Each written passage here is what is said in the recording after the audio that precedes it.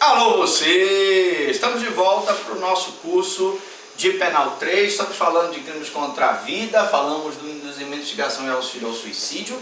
Lembrando que esse crime ele é da competência do tribunal do júri, na sua forma dolosa, seja ele tentado ou consumado, né? Bom, nós falamos que nessa aula de hoje nós íamos falar do conceito de suicídio. O que é o conceito de suicídio? O que é suicidar-se? É a deliberada destruição da própria vida. Pessoa que se mata, né? É o suicídio. Punição do suicídio. O Código Penal não pune o suicídio por impossibilidade de aplicação da sanção penal. Eu não vou punir a pessoa que se matou, nós falamos isso na primeira aula, pela absoluta impossibilidade de eu aplicar a pena. Por que eu vou aplicar a pena se a pessoa já está morta? Não tem como eu aplicar. Muito se discutiu sobre a possibilidade de aplicar a pena àquela pessoa que tentou contra a própria vida. Mas aí vem a questão do perdão judicial. Se ele já tentou contra a própria vida, a sanção penal contra ele seria desnecessária. Bom, eu chamo a atenção de vocês agora que nós vamos falar dos elementos que compõem o induzimento, instigação e auxílio ao suicídio. Digo porque nós temos que falar da objetividade jurídica, ou seja, do objeto jurídico protegido nesse crime. Nós já sabemos que se nós já estamos falando do capítulo de crimes contra a vida, basta que eu vá lá no capítulo, se o capítulo é crimes contra a vida, o objeto jurídico protegido é a vida. Crimes contra o patrimônio, o objeto jurídico é o patrimônio.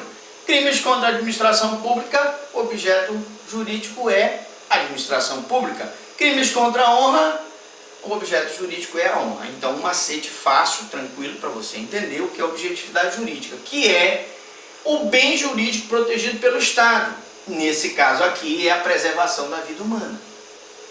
Professor, o sujeito ativo, aquele que pratica a ação, aquele que viola o bem jurídico protegido contra o Estado. Quem é? É qualquer pessoa. Para induzir, instigar ou auxiliar uma pessoa ao suicídio, não precisa ter nenhuma qualificação especial, não precisa ser um médico da UTI, nem enfermeira da UTI, nem um advogado daquele velhinho que vai fazer o testamento. A lei não exige nenhuma qualificação especial. Um parente pode até praticar o induzimento ao suicídio por motivo egoístico, mas não se exige que ele seja parente da vítima.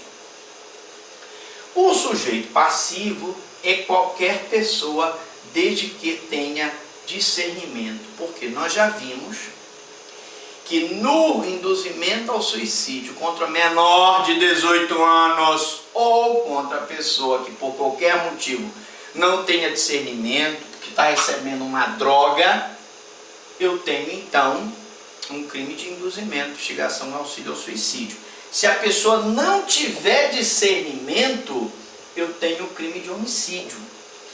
Se você instiga, induz e auxilia um doente mental que não tem absolutamente nenhuma condição de entender o caráter ilícito do fato e nem de determinar-se de acordo com esse entendimento, a ele se suicidar, você está praticando um homicídio, porque ele não tem discernimento. Então preste atenção. Sujeito passivo é qualquer pessoa desde que tenha discernimento. Se a pessoa não tiver discernimento, você está praticando um homicídio. Mas professor, o senhor falou na aula passada daquele paciente que está tomando remédio na UTI e que ele está com uma perturbação da saúde mental. Uma coisa, ele está com uma perturbação da saúde mental, que ele está tomando um remédio para dores fortíssimo. E outra coisa, preste atenção, outra coisa, ele não ter discernimento nenhum e você induzi-lo a se matar. No caso aí você pratica o homicídio. Professor, participação em suicídio por omissão. A pergunta de prova, é possível participação em suicídio por omissão?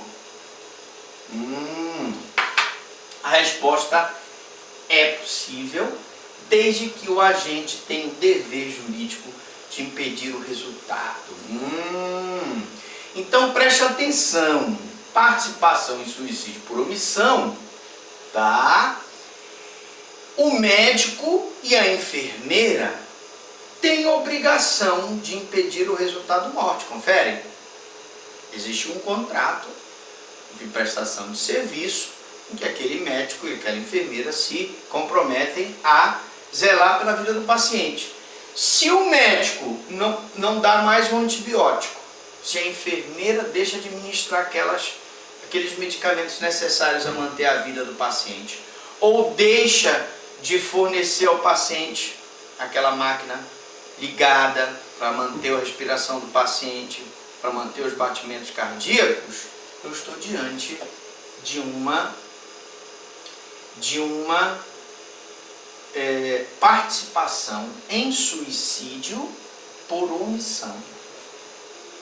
Na hora em que a enfermeira não dá mais o medicamento, na hora em que o médico desliga os aparelhos, com aquela deliberação de que aquela pessoa venha a falecer, eu posso até ter um homicídio, dependendo da situação. Elemento subjetivo. Outra coisa que eu quero explicar aqui é que o elemento subjetivo do auxílio ao suicídio é o dolo, caracterizado pela vontade livre e consciente de induzir, instigar, auxiliar a vítima à prática do suicídio. Aqui, senhores, nós não temos a culpa. Eu não posso dizer aqui que um induzimento ao suicídio foi praticado por culpa. A pessoa tem que ter consciência que se ela deixar de praticar aquela conduta, ela vai matar, vai auxiliar a morte daquela pessoa. Se ela deliberadamente pratica a conduta para matar, homicídio.